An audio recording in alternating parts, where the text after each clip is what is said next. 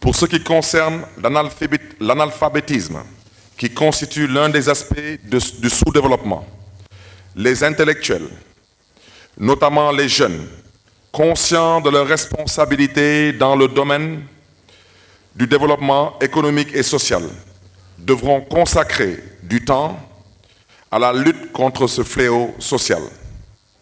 Par ailleurs, j'entends développer une communication municipale. À cet égard, tous les moyens d'information devront être mobilisés en vue de jouer un rôle important dans la prise de conscience des Dakarois.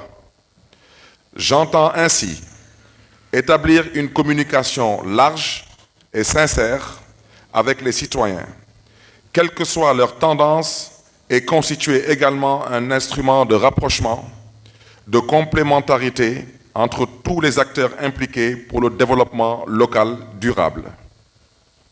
J'entends par communication un dialogue permanent et ouvert, dans le cadre du respect des valeurs républicaines, spirituelles, culturelles et humaines de notre peuple, et l'ouverture sur le monde extérieur et envers l'État, dans l'intérêt général des populations qui m'ont fait confiance. Il convient, dès lors, que la production dakaroise, dans le domaine des arts, des lettres, des loisirs, de l'éducation, occupe une place primordiale au niveau des différents moyens d'information, qu'ils soient écrits ou audiovisuels. Parallèlement, une large diffusion de tous les aspects relatifs aux activités intellectuelles, artistiques et scientifiques aura lieu dans les médias, ici et à l'étranger, pour favoriser la coopération culturelle et scientifique. Je saisis l'occasion pour adresser mes salutations et mes remerciements à tous les travailleurs de la ville de Dakar pour leur dynamisme et leur engagement sincère, digne d'admiration et leurs efforts inlassables. Je sais pouvoir compter sur chacun d'eux pour la réussite de notre ambition. Leur promotion continuera d'être l'instrument de gouvernance sans favoritisme ni clanisme. Je serai le maire de tous les Dakarois, sans aucune exception.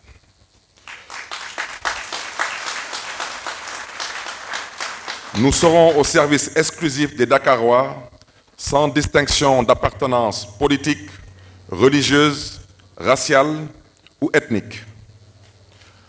En raison du rôle que joue le secteur privé dans la vie économique de notre pays, j'œuvrerai pour que la participation de ce secteur soit dynamique et efficace dans le développement socio-économique et durable de Dakar.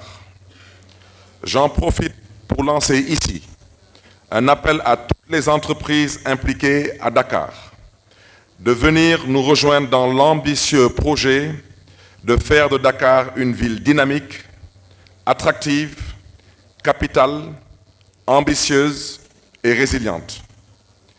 Mesdames, Messieurs, mes chers collègues, chers invités, les orientations générales du programme que je viens de vous présenter, programme largement plébiscité par les Dakarois lors du scrutin du 23 janvier 2022, requiert la participation et la mobilisation de tous les citoyens. Ce sont ces mêmes orientations qui guideront les actions de coopération entre la ville de Dakar et ses partenaires d'ici comme de l'étranger. Je pense à Africité, mais aussi à la nécessaire diversification de nos partenariats. Nous considérerons avec grand intérêt toutes les opportunités de partenariat et de coopération avec les institutions d'ici et d'ailleurs.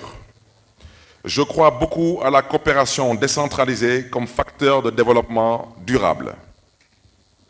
Nous veillerons, en particulier, à renforcer et à consolider les réalisations et actions initiées par mes prédécesseurs, en particulier celle de Madame le maire Soham El Wardini.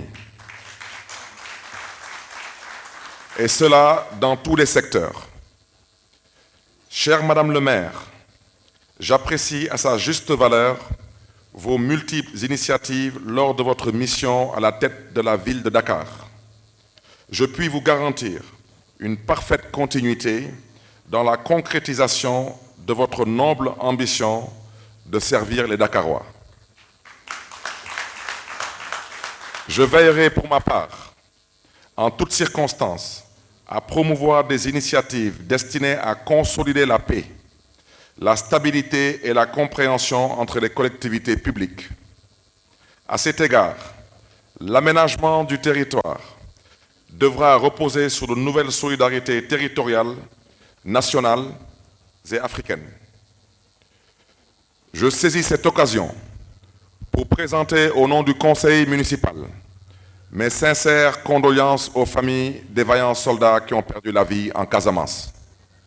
Je lance un appel à nos frères du Sud, un salut empreint d'admiration et de fierté, à nos forces armées qui ont levé haut l'étendard du Sénégal ces dernières années, pour défendre avec ténacité nos valeurs nationales sacrées et l'intégrité de notre territoire. Je me réjouis de la libération de nos soldats otages. Je réitère ma conviction profonde que la résolution de la crise en Casamance passera nécessairement par le dialogue, la paix, la stabilité, la fraternité et le dépassement. J'en profite pour faire un salut fraternel et militant à mon frère Ousmane Sonko et le féliciter pour sa brillante élection à la mairie de Ziguinchor. Je réaffirme ici ma totale disponibilité à collaborer avec l'ensemble des services compétents de l'État et à coopérer pour la réussite des projets de la ville de Dakar. J'ai une claire conscience de l'esprit de la décentralisation dans la République. À mes chers collègues du conseil municipal, la poursuite du développement économique local durable requiert davantage d'abnégation, une disponibilité permanente, une continuité dans l'effort et une participation de tous à la vie locale afin de permettre à notre ville de conserver la place de choix qu'elle occupe parmi les grandes villes du monde. J'en appelle donc à votre assiduité, à votre engagement sans faille pour le bien des populations de Dakar. Assumons nos responsabilités devant l'histoire, avec foi et optimisme, et demeurons armés de notre inébranlable volonté de gagner la bataille du développement local durable. Ainsi, seulement, nous pourrons nous hisser avec l'aide de Dieu à la place dont nous sommes dignes parmi les plus belles capitales du monde.